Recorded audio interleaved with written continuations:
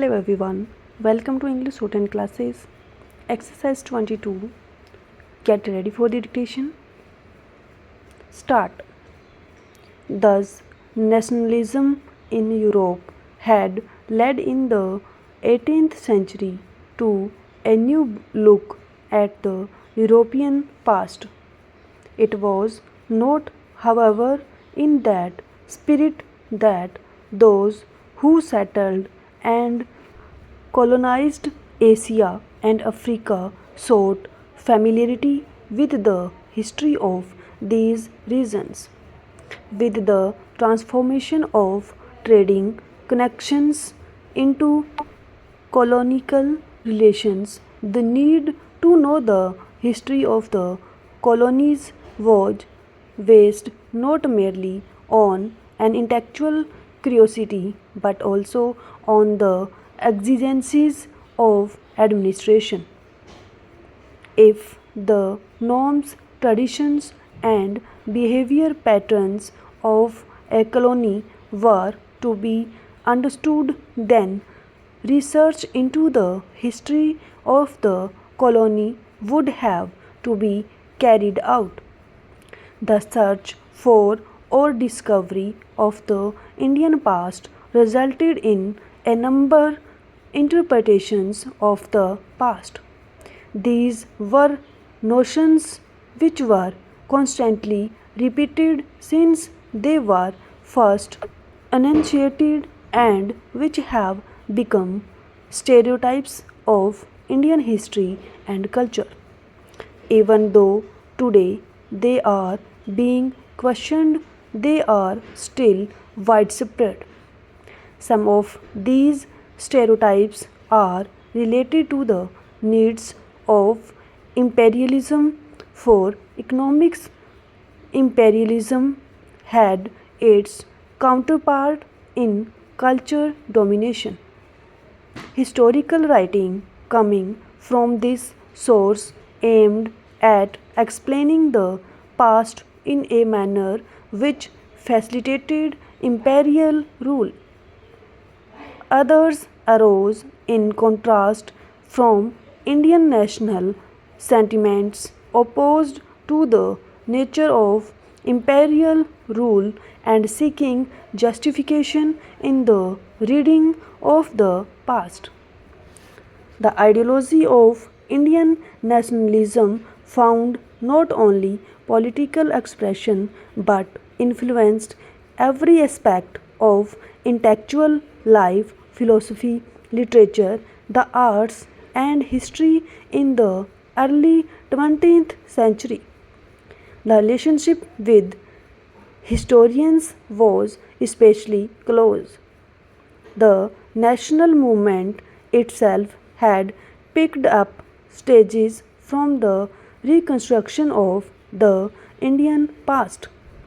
Those historians who were sensitive to the strings of nationalism also responded to these facets because of the cultural domination implicit in imperialism. Nationalism of the anti colonial variety had to incorporate a program of cultural nationalism as well in order to regenerate the indigenous culture.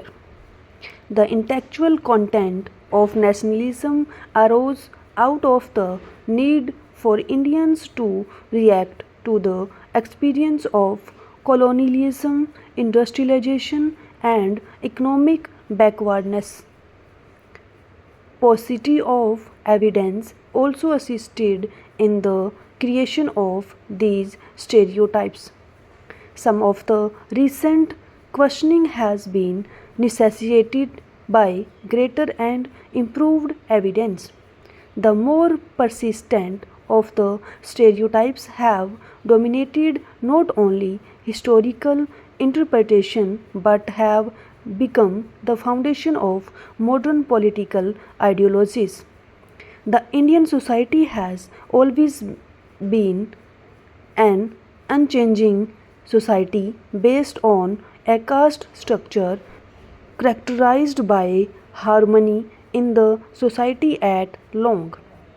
The notion of an Aryan race is aligned to the Indian tradition. There are frequent references in early literature to the Aryans, either in the sense of the more honored persons of society or else as distinct from the Malacha and the An area. The criteria of difference are primarily language and the observance of the universal dharma, that is, the organization of society on the basis of caste, and the prescription of the four stages in the life of a man. In the very early texts, additional differences are recognized as those of appearance and religious worship, but very soon after, the criteria of language and culture alone remained. The Aryans are seen as a separate cultural group but not as a distinct race. This is also borne out in the early sources where there are references to the Aryavart, the land of the Aryas. The definition of the Aryavarta varies in each group of sources in accordance with the culture which the source represents and the geographical location of its nuclear area. The later Vedic texts speak of Aryavarta as essentially the Ganga, Yamuna, Doab, and its fringes. Lands beyond this are generally listed as Malach Des. Thus, we are told the Magadh and Ang are inhabited by the mixed castes and are unfit for the Arya. In Jain sources, however, these regions are listed as a part of the Aryavarta, as also in the Buddhist sources where the location of Aryavart is distinctly to the east of the Dwab in the modern Rajmahal area. By the time of Manu, Aryavart was defined more or less as northern India. North of the Vindhyas race is not the criterion and obviously could not be, for the concept of race both in the scientific and the popular sense is a product of modern Europe. Again, Indians in the pre-18th century never claimed that they were more spiritual than other peoples or that the Indian way of life was concerned solely with things spiritual. The ideal of the earlier texts that the best life on earth is a balance between dharam, earth, and karam shows a healthy unconcern for any obsession with either the spiritual or the material. As for the static, unchanging quality of Indian society, this is also contrary to what is said in Indian sources. There are frequent references to changes in society, some of which are approved and other deplored. Hindu, Buddhist, and Islamic thinkers state that society is perpetually undergoing change. From an initial utopian condition, society has not only changed but deteriorated ultimately. However, it will move towards the return of the utopia, be it a fresh Satyayug or a final Judgment Day stop.